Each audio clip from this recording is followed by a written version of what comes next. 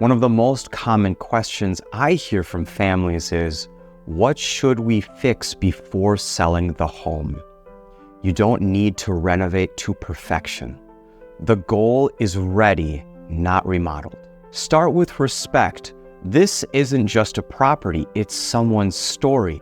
Declutter gently, repair what's broken, and present it in a way that honors the person who lived there. Fresh paint, clean services, and working lights show care. Focus on what gives buyers confidence. Fix obvious issues like leaks, peeling paint, or odors. Skip full remodels. They rarely return their cost. Small improvements, good lighting, and cleanliness go further than granite countertops. Once the home is clean and safe, professional photography and good marketing make all the difference. Buyers want to feel that the home was loved and cared for, not flipped in a rush.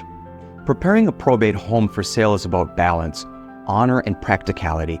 Clean, repair, present, but don't overinvest. The right preparation protects the estate's value and brings closure to the family.